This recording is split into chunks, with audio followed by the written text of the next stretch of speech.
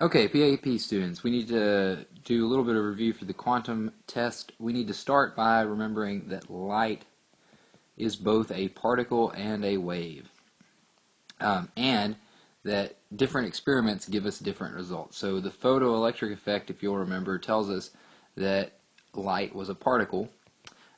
This is what Einstein figured out because of the fact that that light only came in distinct energy levels, which were governed by this rule: E equals hf, where f is the frequency of light, h is Planck's constant, and E is the energy level. You can only have amounts of energy of light of E is equal to 1 hf, 2 hf, 3 hf, and you can never have a distinct number of that. Just like you can only have really one tennis ball or two tennis balls or three tennis balls. If you cut a tennis ball in half, it's no longer a tennis ball anymore, right? It doesn't behave like a tennis ball. In the same way, you can't cut light in half.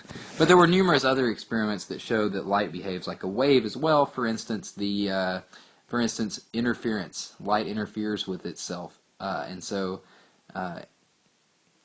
we know that light behaves like a wave in that instance. So it behaves like a particle sometimes, it behaves like a wave other times. We call this wave-particle duality, this multiple acts of what light does. Alright, so that's the first thing. The second thing is that led, the discovery that light was both a particle and a wave, led a man named Broglie to formulate a theory that perhaps in addition to light being a wave, perhaps also electrons were waves. And so he created a formula to determine the wavelength of any form of matter, and that is lambda is equal to h over mass times velocity, where it could also be represented as h over momentum, because mass times velocity is momentum. So this is the de Broglie wavelength, and in order to find the de Broglie wavelength, you can figure out you can either figure out the wavelength, you can figure out the mass of the particle, or you can figure out the velocity given the other two. Planck, remember, has a constant. H is a constant, so it doesn't change. All right, real quick, back to light. One piece of advice: if you're trying to figure out the frequency, or if you're trying to figure out the energy, and you are given the wavelength, that's a fairly common thing to do. You have to do, before you do this formula, E is equal to hf, you need to first do this formula, V is equal to lambda f, to solve for what the frequency is. Alright? And we know that V for light is always the same, it's always C, and C is always equal to 3 times 10 to the 8th meters per second. Okay? So keep that in mind if you're ever trying to figure that out for light. Alright. So de Broglie had that idea. Next up, we need to talk about Heisenberg. Heisenberg had the uncertainty principle. And so what he said was you cannot determine the exact position and velocity of a wave, and that formula comes out being written like delta x, delta p is greater than or equal to h over 4 pi, I think is what it is. But the important thing here is that if delta x gets too small, then the uncertainty in momentum has to go way up. And if delta x is big, then there's not a whole lot of uncertainty in momentum. So for everyday objects, we don't see a whole lot of uncertainty, but for electrons, there is a great deal of uncertainty, and the uncertainty principle leads to the idea of the electron cloud. This cloud of electrons, because we cannot be certain about where an electron is, and in fact, due to the uncertainty principle and some other things, the Schrodinger wave equation, it says that the electrons have to be in a cloud, and technically they're in all places at once within the cloud. If an electron is in a certain energy level, it's at all points in the energy level at the same time, hence we refer to it as an electron cloud. The traditional model that you see of the nucleus and the electron is incorrect. It's a representation we use for easiness sake, but it's actually more like the clouds with the P shells and the S shells and stuff like that you studied in chemistry. And all we can do is predict the probability of finding an electron in a given spot. Alright, next up we have we talked a little bit about Schrodinger there. Schrodinger's wave equation generally just deals with the Heisenberg uncertainty principle.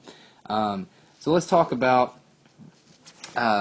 real quickly, let's go with fission and fusion, all right? So just radioactivity in general. We'll just talk about radioactivity in general. All right, let's say something loses a alpha particle. All right, to figure out, remember an alpha particle is a helium nucleus. So if it loses an alpha particle, you need to subtract 4 from the atomic mass and 2 from the atomic number. So, for instance, if we had 238-92 uranium and it went through alpha decay, we would end up with this helium atom plus subtract 4 from it, so we get 234, 90, and whatever atom has the atomic number of 90, because remember the protons are what determine what an atom is. Okay? Also, we have beta decay, and if something undergoes beta decay, if it undergoes beta decay, then what happens is you have you start with like 14,6 carbon, and you lose an electron. Sorry, that should be a 0. You lose an electron and a neutrino, and then what happens when you lose the electron, that converts one of the neutrons to a proton. So the atomic the atomic mass stays the same, and the atomic number changes. It adds a proton, so the atomic number gets a +1. So here, 14,6 carbon converts into 14,7 nitrogen.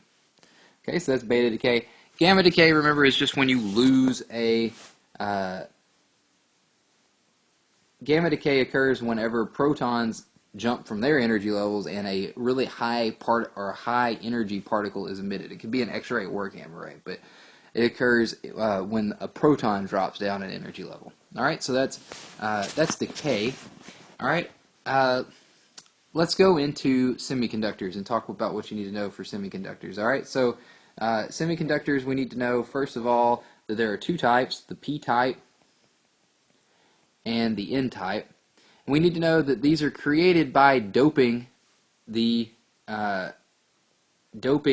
different things. So doping essentially creates impurities in silicon.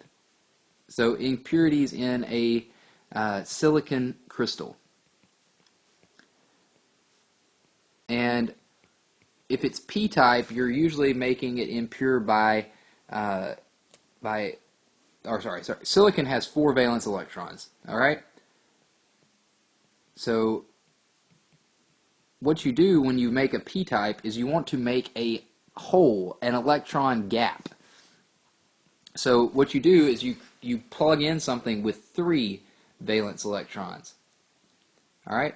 And in an N-type, you want to have an excess of electrons, so you add something that has 5 valence electrons.